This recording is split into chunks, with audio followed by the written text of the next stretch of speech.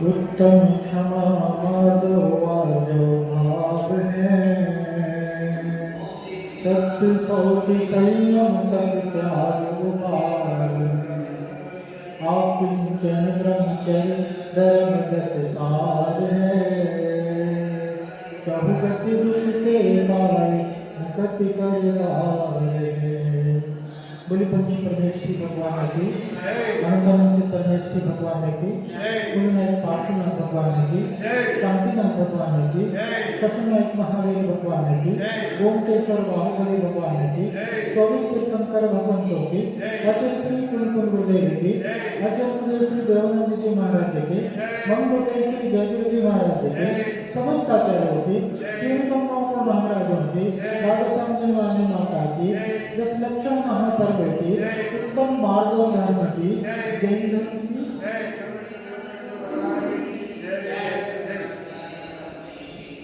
10 लक्षण पर्व का आज दूसरा दिन उत्तम मार्गों धर्म का है।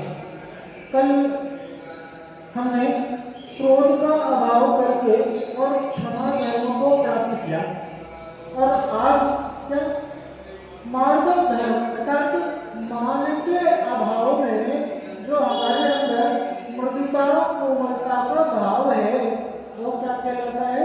मार्गव धर्म। 4 गति है और चारों गतियों में एक एक कषाय की प्रमुखता होती है। देव गति में लोक कषाय की प्रमुखता होती है,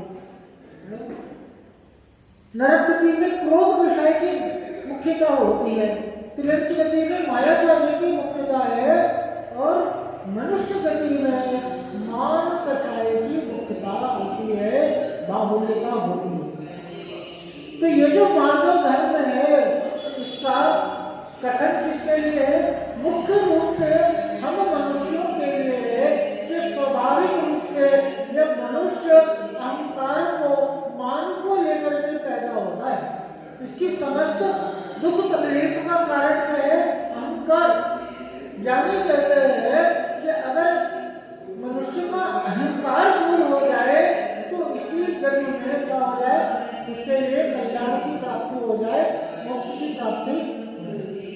मान ही एक ऐसा विकार है जो मुक्ति में, सुख में, शांति में इस मनुष्य के लिए मुख्य रूप से बाधक है और इसे विकार जान करके दूर करने का प्रयास करना चाहिए।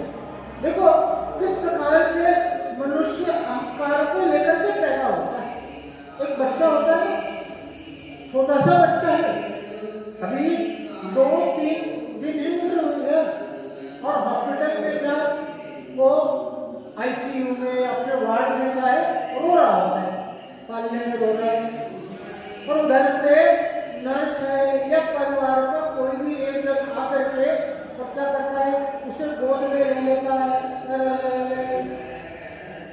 तत्काल में क्या हो जाता है? चुप हो जाता है। इतनी देर से वो बच्चा अपनी उपेक्षा की अनुभूति कर रहा था तो उसके ऊपर कोई ध्यान नहीं देता और जैसे ही कोई अपना या कोई व्यक्ति उसे गोद में ले लेता है उसके अहंकार की मान की पुष्टि हो जाती है और चुप हो जाता है। तो इस प्रकार से हमें अहंकार को जीवन से दूर करने का प्रयास करना चाहिए। यही यह मार्गव धर्म हमें संदेश देता है। अहम करोति की अहंकार, ये जो मैं बने का भाव है ना, मैं करता हूँ, मैं हूँ, फिर मैं ऐसा, मैं वैसा, ये मैं के नाश से ही, ये मैं का जब तक अभाव नहीं होगा तब तक है ना इसे तत्व की प्राप्ति, अर्थ की प्राप्ति नहीं हो सकती। ये जीव दुखी है, ये मनुष्य दुखी है तो इस मैं पने से दुखी है। इसको क्या कहते हैं? ईगो। आज के भाषा में उसे कहे ना तो बहुत प्रचलित शब्द है मेरा ईगो हर्ट होता है। ईगो किसके पास में? जिसके अंदर में बड़े छोटे की भावना है। अहंकार क्या कहता है? मैं कैसा? मैं उच्च और बाकी सब तुच्छ। मैं बड़ा और बाकी सब बड़ा मानना, ये जो भाव है इसका नाम क्या है? अहंकार। और अहंकार के वशीभूत ये क्या करता? किसी का भी तिरस्कार करता, दूसरे की तिरस्कार की भावना, दूसरे का महत्व नहीं करना, दूसरे का सम्मान नहीं करना, ये क्या कहलाता है? देखो मैं हूं, ये बात तो सही है, अपने अस्तित्व से जहां बात आती है कि मैं हूं, यहां तक बात समझ में आती है। लेकिन जहां पर मैं के साथ कि मैं कुछ हूं, आई एम समथिंग, मैं अमीर हूं, मैं ज्ञानी हूं, मैं सुंदर हूं, ये आदि जो भेद आ जाता है, ये क्या कहता है? हम करोगे इतने अहंकार, और अहंकार के वशीभूत ये जीव नाश को प्राप्त होता है। जो आपसे झुककर मिला होगा, कहीं वो आपसे बड़ा होगा। विनम्रता गुण है, और विनम्रता बड़प्पन का सूचक है। विनम्रता जो झुक जाता है वह टिकाऊ को प्राप्त होता है, वह स्थिरता को प्राप्त होता है, और वो जो अकड़ करके रहता है वह टूट जाता है, बिखर जाता है। आप देखो आंधी आती है, तूफान आता है, भीषण तूफान में क्या बड़े बड़े पेड़, बड़ी बड़ी बिल्डिंगें धराशायी हो जाती है, लेकिन वहीं एक छोटा सा घास जो होता है, घास जो जमीन में उत्पन्न होता है, वो घास ऐसे तूफान की अवस्था में क्या करता? झुक जाता। कैसा भी भयंकर से भयंकर तूफान हो, और वो उसको झेल लेगा किसके बल पर? अपने लचीलेपन के बल पर, अपने झुकाव रूपी गुण पर, अपने विनय रूपी गुण के आधार से वो बड़े बड़े तूफान को झेल लेता है, झुक जाता है। और जैसे ही वो तूफान का अभाव होता है, तूफान जाता है, तो वापस तो उच्चता को वही प्राप्त होता है, श्रेष्ठता को वही प्राप्त होता है जिसके अंदर विनय गुण होता है, जिसके अंदर अहंकार का, मान का अभाव होता है, अपने अस्तित्व की सिद्धि कि मैं कुछ हूं। देखो जिस प्रकार से एक समुद्र में बूंद है, समुद्र में बूंद है, वो क्या कहता कि मेरे कारण इस समुद्र की पहचान है, मैं इससे मिला हुआ हूं, तभी तो ये समुद्र बना, और अब मैं अपनी पहचान बनाऊंगा। लोग इसकी पूजा करते हैं, इसे बड़ा मानते हैं, लेकिन ये बड़ा है तो हमारे कारण बड़ा है, और मैं आप इसको छोड़ करके और मैं आप अपनी अलग पहचान बनाऊंगा। क्या होता? समुद्र ने काफी समझाया, देखो छोड़ करके मत जाओ, तुम बहुत पछताओगे, लेकिन वो बूंद नहीं माना, और जैसे ही वो समुद्र से अलग हुआ, सूर्य की किरणों में उसे सुखा दिया। अकेला चलो बाहर नहीं छोड़ सकता। अकेला व्यक्ति जहां सबके प्रति सम्मान का भाव है, जहां पर सब समान नजर आए हैं, इसका नाम क्या है? मृदुता, इसका नाम है कोमलता। अहंकार कठोरता का सूचक है, और मृदुता कोमलता का सूचक है। मानव धर्म हमें जीवन में धारण करने की संदेश देता है कि अपने अंदर मृदुता को, कोमलता को लेकर के आओ। आइए हम ज्ञान कराए गए पक्षियों के आधार से इस मानव धर्म को समझते हैं। क्या कहते हैं? मान महाविष्णु कर गति जगत में, कोमल सुधारो सुख पावे प्राणी सदा। क्या करे? मान महाविष्णु, मान को क्या बोला? महाविष्णु उपमा दिया,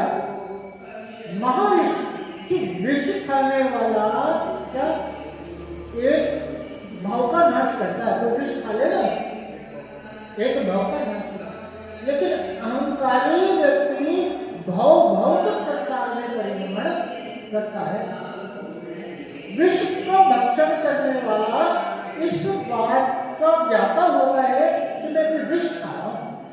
सामने विष है ना, तो इसकी पहचान है व्यक्ति को कि सामने क्या है, विष है, घातक है।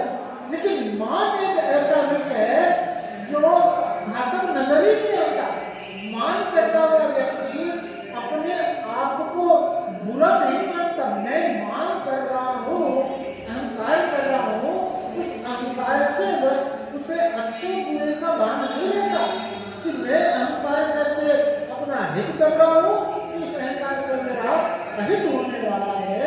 इस अच्छे बुरे का विवेक एक मानी को नहीं रहता। कल्याण अकल्याण के बोध से रहित होने के कारण से कहा महाविष कहा, और क्या कहा, पर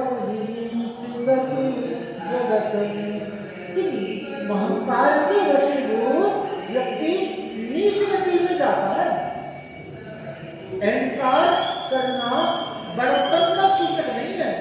जो बड़ा होता है उसके अंदर अहंकार नहीं होता। जिसके पास जाकर के छोटेपन की अनुभूति न हो वो कौन है, वो बड़ा है। बड़ा वही है जहां पर अपनी हीनता, अपने छोटेपन की अनुभूति नहीं हो, जहां समानता की अनुभूति हो, वो कौन है, वास्तव में बड़ा है। और जहां जाकर के भेद हो, अपने छोटेपन का एहसास हो, कि जो मुझे हिंसा का एहसास कराए वो कैसा व्यक्ति है, वो बड़ा व्यक्ति है। यह उसके छोटेपन का सूचक है। और ऐसा व्यक्ति का नीच गति को निंदा क्रोध का कारण बनती है। कोई आपकी निंदा करे तो क्या होगा, क्रोध आएगा। लेकिन प्रशंसा अहंकार का कारण बनती है। प्रशंसा कोई प्रशंसा करता है तो उससे मान पुष्ट होता है, अहंकार पुष्ट होता है। क्रोधी व्यक्ति किसी व्यक्ति को अपने सामने देखना नहीं चाहता, लेकिन जो अहंकारी व्यक्ति होता ना, वो अपने चारों तरफ भीड़ जाता है कि लोग मेरे आगे पीछे लगे रहे, मेरे आगे पीछे। जो प्रशंसा करते हैं वो मित्र होते हैं, और निंदा का कारण कौन बनते हैं, शत्रु निंदा का कारण बनते हैं। तो ये अहंकार क्या है, ये नीच गति का कारण है। कर नीच गति जगत में कोमल सुधारो, सुख पावे प्राणी सदा। क्या कहा, कोमल मृदुता कैसा है, सुधा अमृत की रूप है। कोमल सुधा, मृदुता, कोमलता, ये अमृत के समान है, जिसको जिसकी कोई उपमा नहीं की जा सकती है। सुख पावे प्राणी सदा, मृदुता कोमलता को प्राप्त प्राणी सदा सुखी रहता है। अहंकारी व्यक्ति अशांत रहे। अहंकार एक कषाय, कषाय किसे कहते हैं, जो आत्मा को कषे, जो आत्मा को उसके गुणों से वंचित करे, जो उसके जो शांत गुण है आत्मा का, जो सुख गुण है आत्मा का, उस शांत सुख रूप गुण से जो उसे दूर करे, उसे क्या कहते हैं, कषाय।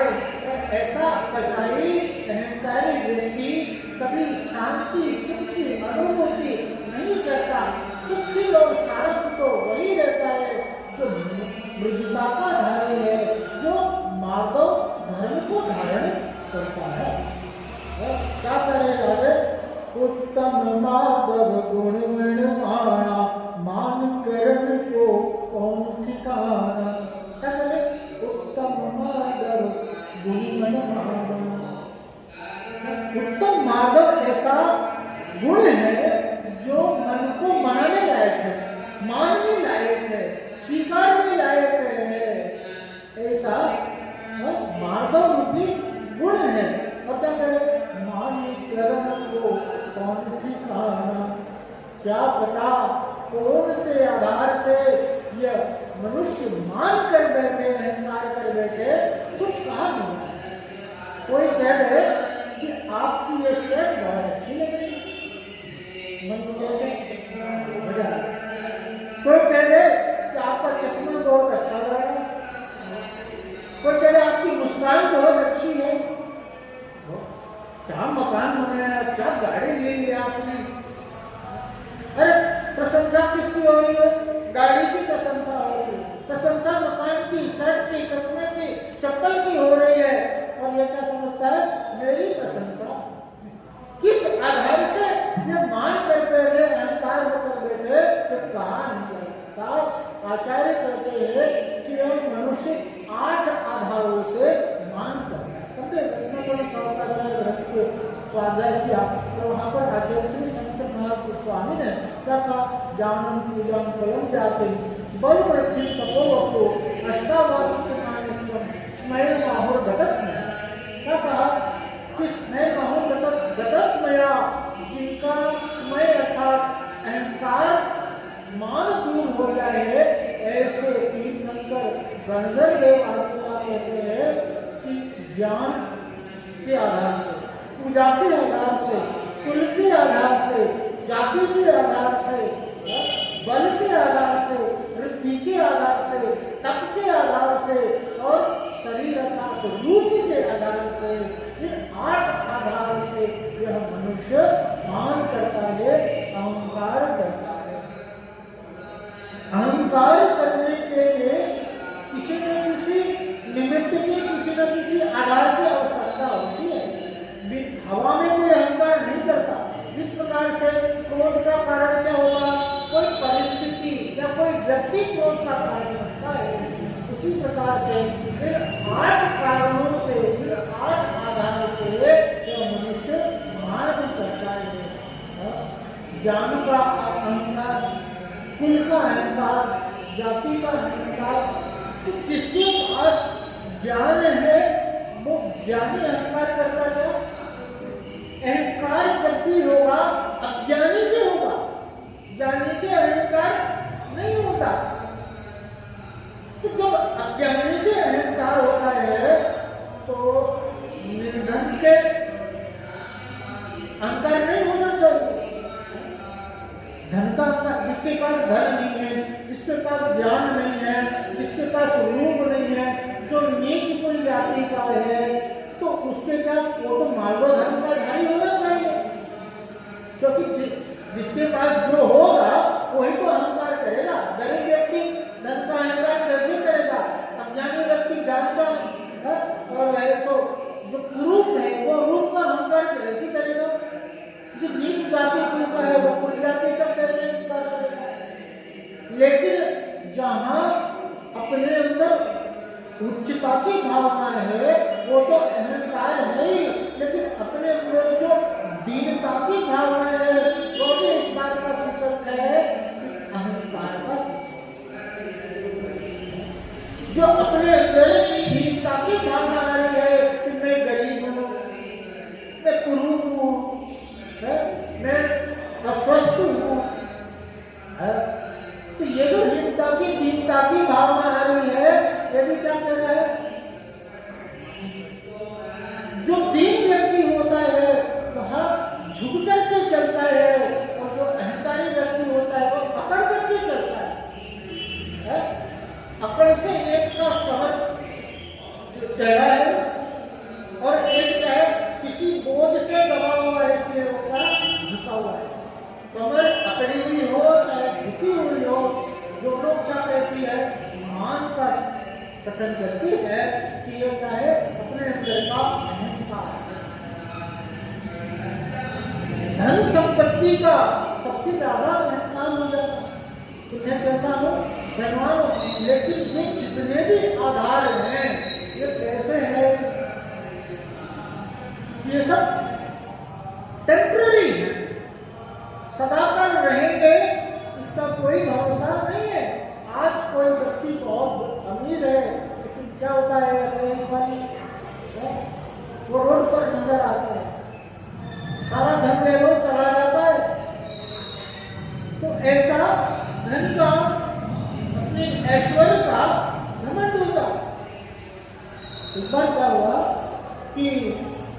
एक राजा, और राजा की सभा में बहुत से लोग कवि रहते थे, विद्वान रहते थे, पंडित रहते थे, संगीतकार आदि कलाओं के विज्ञ ज्ञाता, वो सब अपने अपना प्रदर्शन करते थे और राजा का सभा रोज चला करता था। एक बार उस राजा के मन में आया कि सभी प्रकार के हमारे यहाँ विद्वान और सभी क्षेत्रों के ज्ञाता है, लेकिन एक व्यक्ति ऐसा होना चाहिए जो मूर्ख हो। यहाँ पर एक मूर्खाधिराज का पद बनाओ और ऐसे मूर्ख व्यक्ति को ला करके वहां पर बिठा लो, जिसकी हरकतों को देख करके लोग मन लगा रहेगा, मनोरंजन लोगों का होता रहेगा। वो उल्टी सीधी हरकत क्या हुआ, पकड़ के ले आए किसी को और ले ला करके और बिठा दिया, और उसको बिठाकर उसके आगे एक तख्ती रखी हुई थी, मूर्खाधिराज, और वो अपने हरकतें करता था, लोगों का मनोरंजन हुआ करता था। एक बार क्या हुआ कि राजा का स्वास्थ्य बिगड़ गया, और राजा का स्वास्थ्य बिगड़ गया तो बड़े बड़े वैद्य आए देखने के लिए, तो वैद्य सबने मना कर दिया। अब क्या है, अब राजा का आखिरी वक्त आ गया, कुछ दिनों तक राजा रहेंगे। अब सब जगह क्या हो गया, हल्ला हो गया कि राजा जा रहे हैं, राजा जा रहे हैं, राजा जा रहे हैं। तो क्या हुआ, मूर्खाधिराज वो भी आया राजा के पास कि राजा आप कहीं जा रहे हो?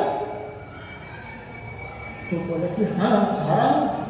तो जा रहे हो राजा, तो कपड़े वपड़े बांध लिए, रानी वगैरह भी जाएंगे ना अपने साथ में, जो आपकी रानी है।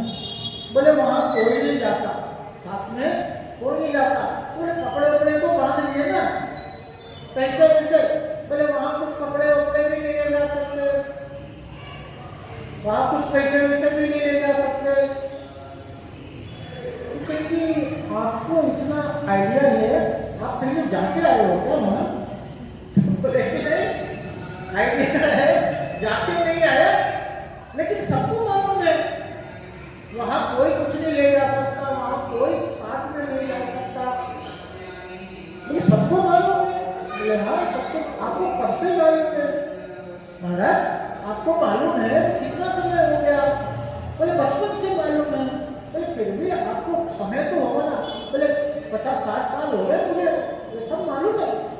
उसने जैसे ही सुना कि 50-60 साल हो गए, और राजा को मालूम है कि कुछ भी वहाँ ले जा नहीं सकते, और कोई साथ में नहीं जा सकता, वहाँ जाना ही पड़ता है, जिसके लिए वहाँ जाना होता है।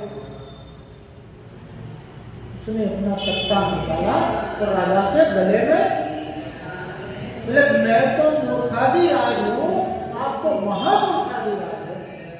अरे मेरे लिए तो मालूम नहीं है, आपके लिए जब ये सब मालूम था कि कुछ भी साथ में नहीं जाता, कोई साथ देने वाला नहीं है, तो ये सारा कुछ भी इकट्ठा किया, तो किया ये सब?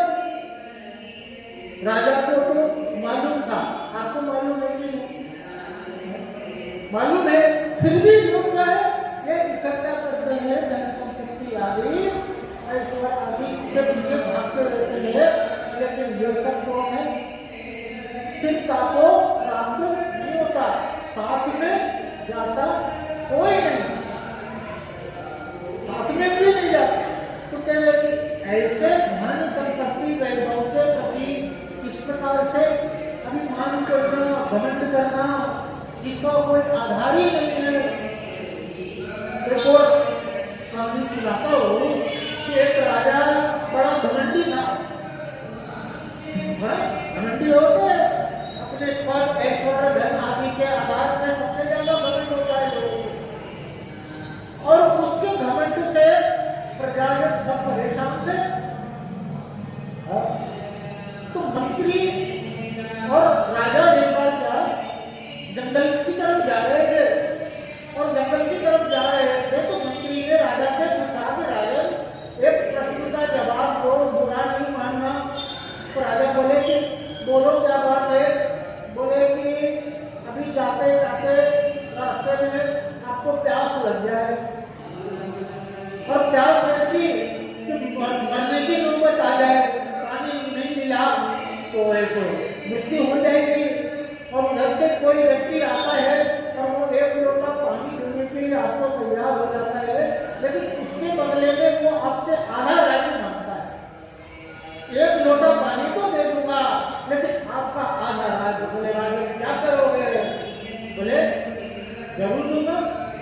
करता क्या नहीं करता? आधा राज दिया, बोले आधा राज दिया और आपने उसे एक लोटे पानी को पिया जैसे ही, इतनी देर से आप प्यासे थे और जल्दी जल्दी पीने के कारण वो पानी क्या हुआ, पेट में गैस बनाने लग गया। अब स्थिति ये आ गई कि वो एक लोटा पानी जब तक निकले नहीं तो आपकी आफत, आप बचोगे नहीं। अब उधर से वैद्य आए और लोग कहे कि मैं तो आपका ये पानी निकाल दूंगा, आपको स्वस्थ कर दूंगा, आपका आधा राज जो बचा हुआ है वो दे दो। क्या वजह? कोई जान है तो जहान है, वो आधा राज्य भी दे दूंगा। तो जिस राज्य की, जिस धन वैभव की कीमत क्या है, एक लोटा पानी है, उस राज्य का क्या अभिमान करना, क्या है कार्य करना। ज्ञान का अहंकार होता है सबसे ज्यादा कि मैं कैसा हूं, ज्ञान हूं। लेकिन जिस ज्ञान का अहंकार है वह ज्ञान की स्थिति को देखो कि आदमी पागल हो जाए, वो कॉमा में चले जाए तो सारा का ज्ञान क्या हो गया, धरा का धरा रह गया।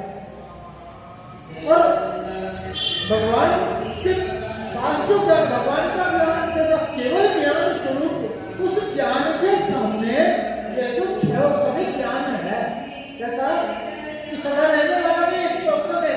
अभी आपको याद रहेगा, बाजार जा रहे ये 10 सामान आपको याद है, क्या बोला, लिख लो या भूल जाओगे। अरे बोले मेरे को सब याद है, और जाते जाते क्या हुआ कि 2-1 आइटम पूरा दिन भर तैयारी करता है। जब चाहे एक व्यक्ति एक स्पीच की तैयारी करता है दिन भर, और जब वहां मंच पे जाकर के माइक के सामने खड़ा हो गया तो सब भूल गया, मैं ऐसा बोलूंगा, मैं वैसा बोलूंगा, लेकिन निकलता वही है जो निकलना होता है। ये क्या, ये जो ज्ञान है ये मेरे अधीन नहीं है, ये कुछ भी मैं बोल रहा हूँ ये मेरे अधीन नहीं है, ये सब भाषा वर्णन के अधीन है। ऐसा निराधार सर्वोत्तम ज्ञान किसी प्रकार से अहंकार करने योग्य नहीं है। ऐसे बड़े बड़े आचार्य, ऐसे बड़े बड़े पंडित विद्वान जिन्होंने ये शास्त्रों की रचना करी, उनके रचना को पढ़ करके अहंकार हो जाता और वो बड़े आचार्य की अपनी लंका को प्रकट करते हैं। क्या इसके अंदर कोई भी भूल हो जाए तो उसे सुधार करके पढ़ लेना।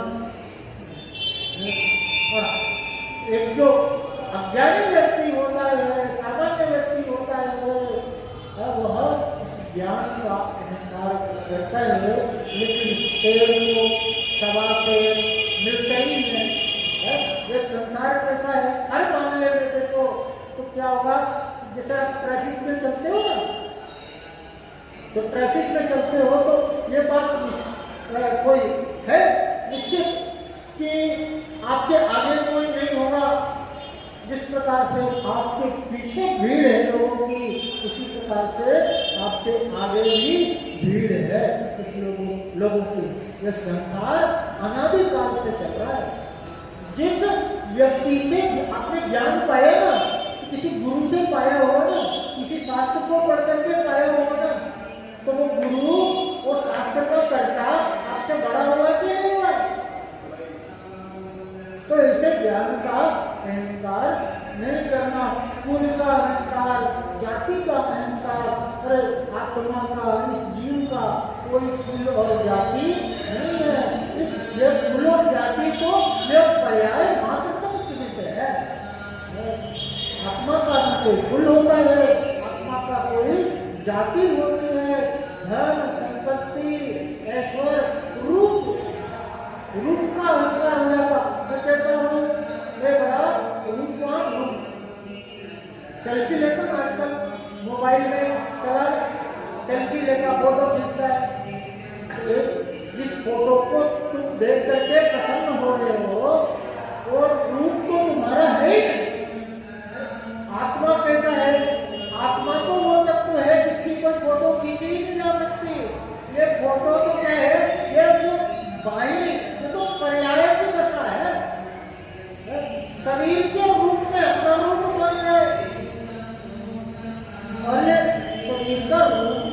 कैसा है, इस रूप का, इस यौवन का जो करता है गुमान, ये यौवन जो रूप भी बुढ़ापे की पैगाम ले रहे हैं। जैसा भी अभी यौवन में कितना भी रूपमान हो जाए, लेकिन क्या होगा, थोड़े साल बाद, थोड़े वर्षों बाद ये सब रूप यौवन सब नष्ट हो जाएगा, बूढ़ा हो जाएगा। तो क्या होगा, रूप का, यौवन का सनत चक्रवर्ती, और सनत चक्रवर्ती की सुंदरता की, रूप की चर्चा स्वर्गों में हुआ करती थी, स्वर्गों में हुआ करती थी। और देव आए उसकी परीक्षा लेने, तो वो अपने व्यायामशाला में और व्यायाम कर रहे थे, तो देव बड़े प्रसन्न हुए, उसकी प्रशंसा, जैसा सुना था वैसा रूप पाया आपका। तो सनत चक्रवर्ती उनको अहंकार आ गया और क्या कहा, अभी बैठूंगा ना अपनी राज्यसभा में सिंहासन पर, सब देखना मेरा रूप, अभी तो कुछ नहीं है। अब जब साथ स्वीकार करके और जब सिंहासन पर बैठे, तो देव क्या कहते हैं, वो रूप नहीं है जो व्यायामशाला है। बोले आप जिस रूप पर अभिमान कर रहे हो, आप उस रूप की वास्तविकता देखो। उन्होंने एक पात्र मंगवाया और उस पर बोला, सनत चक्रवर्ती को उसने थूकना, और जैसे ही उन्होंने उस पात्र में थूका, उसने तोड़ के गिले मिल लिया। ऐसा इस रूप के, इस शरीर की वास्तविकता है। निराधार कारणों से अभिमान करना, अहंकार करना क्या है, निरंतर है, इसी प्रकार से अर्थवान नहीं है। अब यहाँ पर आगे देखते हैं कि यहाँ पर पंडित जी क्या कहते हैं, उत्तम माधव गुण मान कर्म को कौन ठिकाना, वश्यों निकोल माहि से आया, तपरी रूपन भाग दिखाया, रूपन दिखाया भाग वश से, देव इंद्रिय गया, उत्तम हुआ चांडाल हुआ, रूप कीड़ों में गया, जीतव्य जो धन गुमान, कहा करे जल बुदबुदा, करी विनय बहुगुण बड़े जन की, जाने का गावेगा। क्या करे कि अपना इतिहास को देखो, तुम्हारा बीता हुआ पल वो कैसा है, जिन आधार से तुम अभिमान कर रहे हो, इसकी वास्तविकता, तुम्हारा हिस्ट्री क्या है, तुम्हारा बीता हुआ पल कैसा है। क्या है, वश्यों निरोध माहि से आया, कहाँ था जब मनुष्य जन्म पाया, और इसके पहले कहा था, और निरोध पर्याय में था। कैसी दशा, पृथ्वी का एक, जल का एक वनस्पति, जब क्या कह रहे हैं कि दमड़ी नुगन भाग दिखाया, दमड़ी समझते हैं, कौड़ी कौड़ी, आज पैसे रुपये पैसे चलते हैं, और रुपये पैसे का सबसे छोटा भाव क्या होता था, कौड़ी होती है, और उससे भी गए के भाव में बिका। आप सब्जी लेने जाते हो ना बाजार, तो धनिया पत्ता होता है, कोथमीर, कैसे पटंपरी कैसे ले आते हैं, त्रिल में दे देता। सब्जी लिया ना आपने, 100-150 रुपए की सब्जी लिया, टमाटर आदि लिया, फल वगैरह लिया, सब्जी वाले, फल सब्जी वाले से क्या बोला, भैया थोड़ी धनिया दे दो, धनिया दे। दमड़ी रुकन भाग दिखाया, रुकन कहते हैं कि वो उसके भाग बराबर उस धनिये के पर्याय में था। ऐसी दशा रही कि धनिये जैसा फ्री में दिया, कोई कीमत नहीं है इसकी। एक इंद्रिय ऐसी पर्याय में चला गया, कैसा अभिमान करना, क्या करे, और आगे कह रहे, तन भिकाया भाग वश के, देव इंद्रिय ऐसे देव पर्याय को भी प्राप्त हो गया, तो कर्म के वशीभूत, तो देव पर्याय से भी क्या हो गया, एक इंद्रिय में चला गया। एक इंद्रिय मात्र स्पर्शन इंद्रिय के साथ अनंत काल तक, बड़े काल तक जीता रहा। ये वनस्पति होकर के खड़ा रहा, फिर पत्थर बन के पड़ा रहा, जल बन के समुद्र आदि में बहता रहा, वायु की अवस्था में बहता रहा, अग्नि की अवस्था में जलता रहा। ऐसे पर्यायों को प्राप्त हो गया, जिसका क्या ऐसा इतिहास है, ऐसा आने वाला पल हो सकता है। तो क्यों अभिमान करना? क्या करे? तमुआ चांडाल हुआ धूप कीड़ों में, चांडाल जैसी नीच गति को प्राप्त हो गया। और क्या करे? भूख से। तो राजा की कहानी सुनी हुई ना, तो कहानी भी सुनाऊंगा, बहुत कहानी है। तो राजा भी क्या हुआ?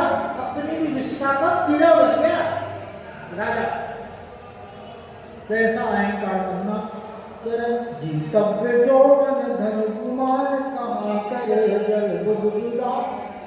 ये जीवन, ये धन, ये यौवन, ये जो कुछ भी है, ये कैसा है? जल बुदबुदा, पानी का बुलबुला है, उसकी कोई निशात नहीं होगी। इसी प्रकार से ये सब क्या है? धन, यौवन, ऐश्वर्य, संपदा, ये सब क्या जल बुदबुदा के समान है। पानी तेरा जल बुदबुदा, ऐसे मानुष की जात देखत ही छिप जाएगा जो तारा को। कैसा? पानी बुदा, जल बुदा। ये मनुष्य की जाति संपत्ति कैसा है? जल के में उठे बुलबुले के समान है, देखत ही छिप जाएगा। कि अभी दिख रहा है और अगले पल जैसे छिप जाएगा। अरे रात में जैसे तारे दिखाई देते हैं और सुबह तारे गायब हो जाते हैं, ऐसे ही ये क्या है? जल में बुलबुले बुलबुले के समान ये रूप, यौवन, ऐश्वर्य, धन, संपदा, पद, प्रतिष्ठा आदि सब कुछ है। जीतव्य कहाँ करे जल बुदबुदा, करीबी नहीं बहु बड़े जन की जान का क्या करेंगे? कि विनय करो, उनका सम्मान करो, उनका आदर करो। किसका आदर करो? बड़े जन। दो यहाँ पर, सबसे पहला जो आपसे उम्र में बड़े हैं, और दूसरा क्या? जो आपसे गुणों में बड़े हैं। दोनों का क्या करो? सम्मान करो, दोनों का आदर करो, दोनों का विनय करो। नहीं तो विनय के बिना कुछ भी प्राप्त होना संभव नहीं। विनय मोक्ष द्वारा, विनय को मोक्ष का द्वार कहा। जो झुक के चलता है, जिसके अंदर विनम्रता है, विनय है, वही इस संसार में प्राप्त करता है और वही मुक्ति का अधिकारी होता है। अहंकारी व्यक्ति कुछ भी प्राप्त नहीं कर सकता। पद, प्रतिष्ठा, ऐश्वर्य आदि का भी जो प्रतिफल है वह भी किसे प्राप्त होता है? जो विनयी व्यक्ति होता है, जो झुकना जानता है। बहुत प्रसिद्ध उदाहरण है लक्ष्मण का कि युद्ध के अंत में राम ने क्या कहा श्रीराम ने कि जाओ और रावण से विद्या हासिल कर लो। वो विद्या धन बहुत विद्वान है और उसके पास में ज्ञान की प्राप्ति होगी, विद्या की प्राप्ति होगी, जाओ कुछ लिया। अब बड़े भाई की आज्ञा पाकर के वो गए और थोड़ी देर में वापिस आ गए। बोले वो क्या देगा मुझे, ज्ञान कुछ नहीं दे पाया। तो राम समझ गए। बोले तुम कहाँ बैठे थे? सिराने बैठा था जाकर के। बोले क्या? बोले जाओ उसके चरणों में जाकर के निवेदन करो और उसे विनय करो। तो जाकर के लक्ष्मण ने विनय किया, निवेदन किया, तो क्या हुआ? ज्ञान की प्राप्ति हुई। मटका होता है, मटका, मटके के ऊपर में प्याला उससे शिकायत करता है कि जो भी आता है तुम उसे पानी पिलाती हो, लेकिन मैं तो क्या सूखा का सूखा रह जाता हूँ। तो मटका क्या कहता है? देखो जो भी आता है वो मेरे सामने आकर के झुकता है और मैं उसे क्या करती हूँ? पानी से भर देती हूँ। तुम मेरे सिर पर बैठे रहते हो। प्याला ढक्कन क्या रहता है? मटके के सिर के हो। तो मैं बाल्टी जब तक है झुकता नहीं है कुएं में डालते ना, जब तक वो झुकता नहीं है तब तक भरता नहीं है। उसी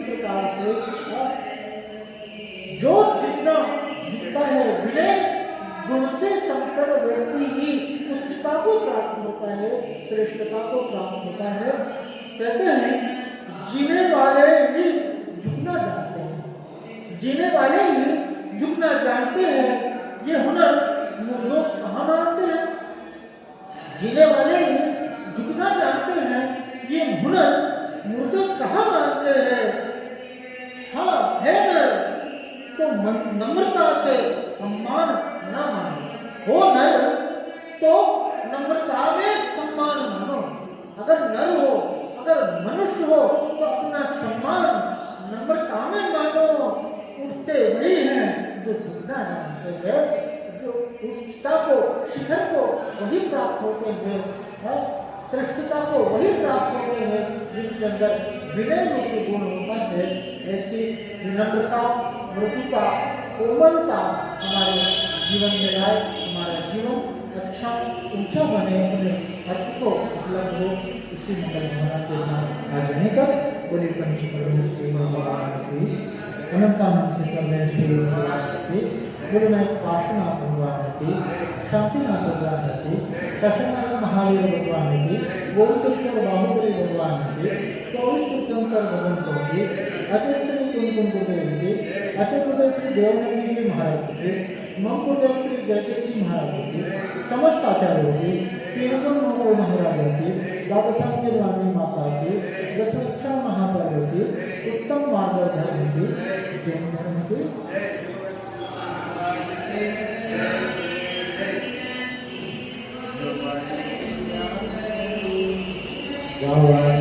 जानते तुझे रोकालो, सोवानी मस्तक रहो सदा वेदनो, वाणी भारती तो ही जगो निर्णय, तो तेरा सर्वांग